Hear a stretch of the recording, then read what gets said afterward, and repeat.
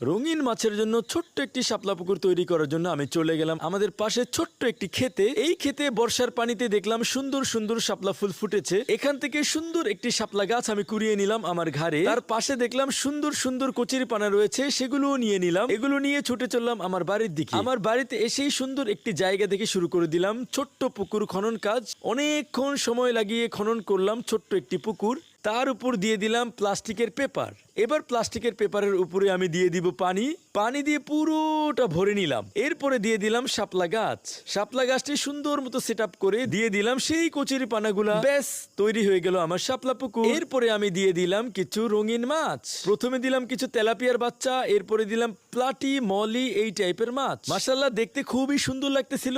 আপনাদের কেমন লাগলো সেটা অবশ্যই আপনারা কমেন্টস করে জানাবেন। সকলকে ধন্যবাদ। আল্লাহ হাফেজ।